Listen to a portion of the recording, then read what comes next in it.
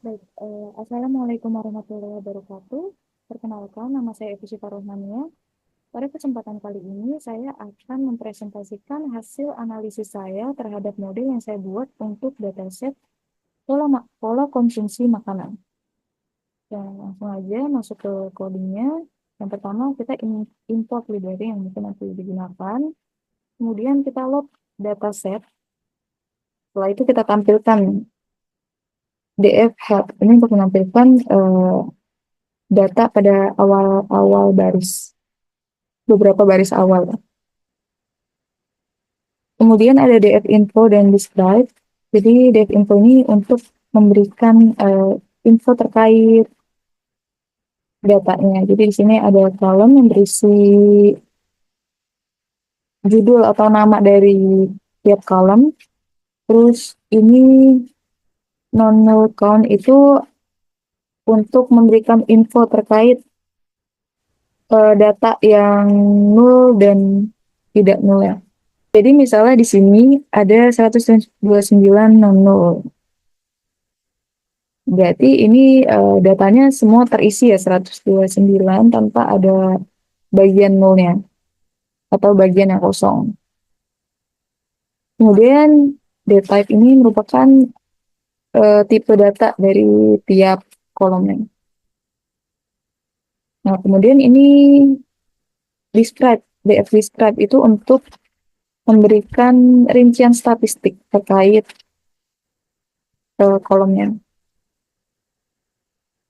Kemudian kita masuk ke pemrosesan data. Yang pertama ini ada handling missing values ya. Jadi untuk menghandle jika ada baris dari suatu kolom yang kosong. Nah, kebetulan di data ini kita nggak ada missing values ya. Jadi semua data ini lengkap. Kemudian selanjutnya ada normalisasi, yaitu untuk menyamakan skala dari tiap fitur.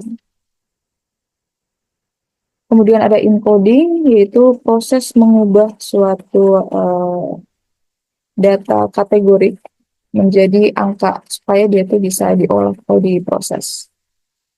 Kemudian selanjutnya kita masuk ke exploratory data analysis, yaitu untuk mengetahui distribusi dan korelasi dari tiap data. Nah, yang pertama kita masuk ke distribusi. Nah, ini bisa dilihat hasil distribusi dari energi harian.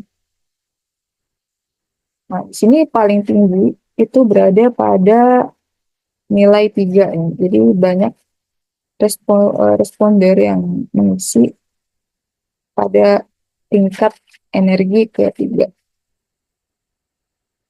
Kemudian ada korelasi. Nah, ini merupakan korelasi antar fitur numerik. Nah, dari sini juga kita bisa melihat korelasi antara energi dengan fitur numerik lainnya. Nah, bisa dilihat ini korelasi tertinggi energi dengan fitur numerik lainnya itu ada pada korelasi energi dengan suasana hati dan keaktifan. Di mana di sini tertingginya itu pada suasana hati ya 0,62. Terus tertinggi kedua itu pada keaktifan itu 0,57. Nah, hal tersebut menunjukkan bahwa individu yang merasa lebih aktif dan memiliki mood positif itu cenderung memiliki energi harian yang tinggi juga. Sementara itu, untuk variabel seperti rasa lapar dan usia ini memiliki korelasi yang sangat rendah terhadap energi harian, sehingga kontribusinya itu bisa dianggap minim. Kemudian ada outlier. Outlier ini bisa kita katakan sebagai data yang abnormal, di mana data ini tuh memiliki perbedaan yang cukup signifikan dengan data-data lainnya. Memiliki perbedaan nilai ya. Ini bisa dilihat contohnya pada box plot usia. Di sini ada cukup banyak outlier. Hal ini mungkin disebabkan karena memang untuk respondernya kita nggak batasi dari usia berapa sampai berapa. Tapi mostly atau dominannya itu yang mengisi memang di sekitaran umur 20 sampai 25.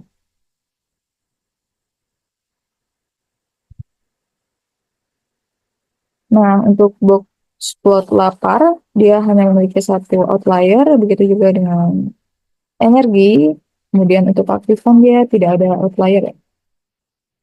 Suasana hati memiliki satu outlier. Nah, begitu juga dengan kualitas tidur.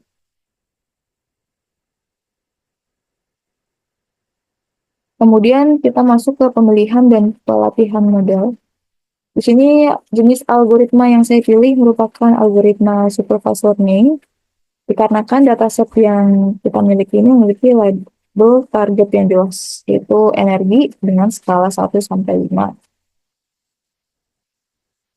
Nah, tujuannya juga untuk memprediksi nilai energi harian berdasarkan fitur-fitur yang ada seperti aku makan, camilan, dan lain-lain. Kemudian untuk pemilihan model, di sini saya memilih model linear regression. Nah, linear regression ini merupakan algoritma regresi yang mencoba untuk membentuk hubungan linear antara variabel input dengan output atau target. Nah, alasan pemilihan yang pertama itu memang karena sederhana dan mudah untuk diinterpretasikan, kemudian cocok untuk model baseline sebagai model baseline. Terus cocok digunakan jika hubungan antar variabel bersifat linear. Sebenarnya di sini saya di awal nggak terlalu memperhatikan poin ini ya, karena mungkin kan untuk dataset yang kita gunakan itu tidak semuanya hubungannya linear antara fitur dengan variabel, antara fitur dengan target. Nah, kemudian untuk proses pelatihan modelnya, yang pertama ini dataset dibagi menjadi data latih dan data uji. Untuk data latihnya itu 80% dan data ujinya 20%. Menggunakan train test split. Nah, kemudian model linear regression dilatih pada X-train dan Y-train. Setelah pelatihan, model diuji pada X-test untuk menghasilkan prediksi.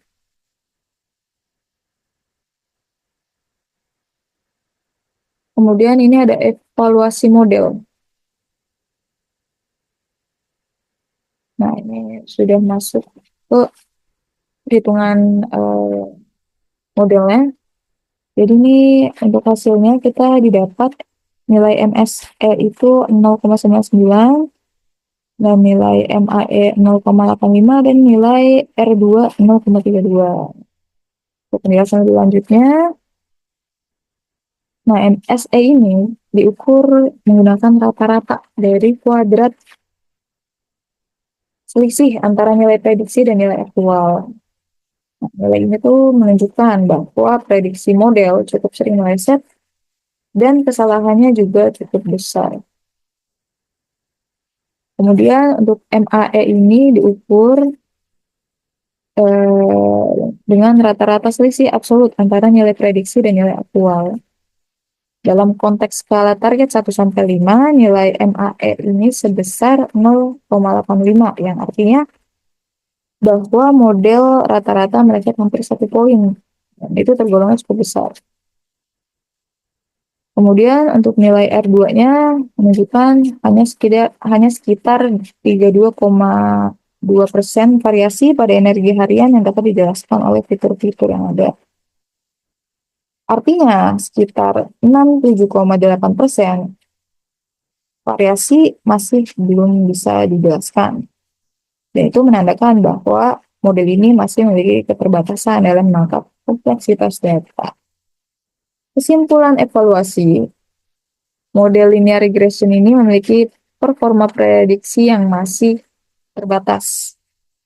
Walaupun sebagian pola itu masih bisa ditangkap, dengan tingginya nilai MAE dan rendahnya nilai R2 ini menunjukkan bahwa model tersebut belum cukup akurat dalam memprediksi energi harian.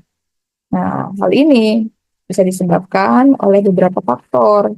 Yang pertama, Bisa jadi hubungan antar fitur dan target itu tidak sepenuhnya linear.